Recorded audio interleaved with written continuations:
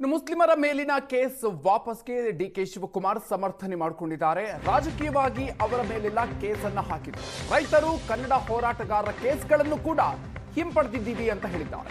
Case ವಾಪಸ್ಗೆ BJP ಶಾಸಕ Sunil Kumar ಕಿಡಿಕಾರಿದ್ರು.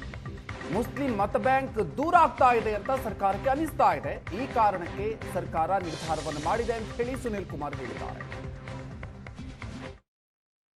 Sir, ಮುಸ್ಲಿಮರ ಮೇಲಿನ ಕೇಸ್ಗಳನ್ನ ನಿನ್ನೆ ಸಚಿವ ಸಂಪುಟದಲ್ಲಿ ವಾಪಸ್ ತಗೊಂಡಿರೋದು ಸಾಕಷ್ಟು ಚರ್ಚೆಗೆ ಗ್ರಾಸ ಆಗಿದೆ. ಏನಿಲ್ಲ, ಇದು ರಾಜಕೀಯವಾಗಿ ಅವ್ರ ಮೇಲೆಲ್ಲ ಕೇಸ್ ಹಾಕಿದ್ರು.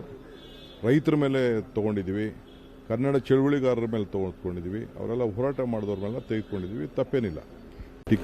ಸರ್, ಮುಸ್ಲಿಮರ ಮೇಲಿನ ಕೇಸ್ಗಳನ್ನ ನಿನ್ನೆ ಸಚಿವ ಸಂಪುಟದಲ್ಲಿ ವಾಪಸ್ ತಗೊಂಡಿರೋದು ಸಾಕಷ್ಟು ಚರ್ಚೆಗೆ ಗ್ರಾಸ ಆಗಿದೆ. ಏನಿಲ್ಲ, ಇದು ರಾಜಕೀಯವಾಗಿ ಅವ್ರ ಮೇಲೆಲ್ಲ ಕೇಸ್ ಹಾಕಿದ್ರು.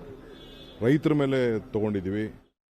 ಪರವಾದಂತಹ, ಕನ್ನಡ ಪರವಾದಂತಹ, ದಲಿತರ ಪರವಾದಂತಹ ಹೋರಾಟಗಳು ನಡೆದಾಗ, ಜನಪರವಾದಂತಹ ಹೋರಾಟಗಳು ನಡೆದಾಗ ಸ್ವಲ್ಪ ತಿಂಗಳುಗಳ ನಂತರ ಆ ಹೋರಾಟಗಾರರ ಕೇಸುಗಳನ್ನು ವಾಪಸ್ ತೆಗೆದುಕೊಳ್ಳುವಂಥದ್ದು ಎಲ್ಲ ಸರ್ಕಾರಗಳು ಕೂಡ ಹಿಂದೆಯೂ ಮಾಡಿತ್ತೆ, ಇವತ್ತು ಕೂಡ ಮಾಡಿದೆ. ಈ ರೀತಿ ಹೋರಾಟಗಾರರ ಕೇಸನ್ನು ವಾಪಸ್ ತೆಗೆದುಕೊಳ್ಳೋದನ್ನು ನಾನು ಸಮರ್ಥಿಸ್ಕೊಳ್ತೇನೆ.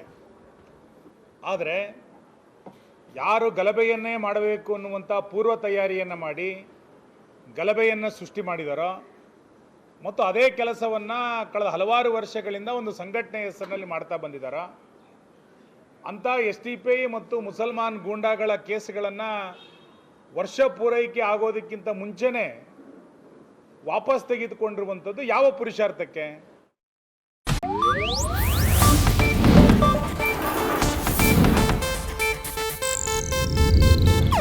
ಇದು ಏಷ್ಯಾನೆಟ್ ನ್ಯೂಸ್ ನೆಟ್ವರ್ಕ್ ಪ್ರಸ್ತುತಿ.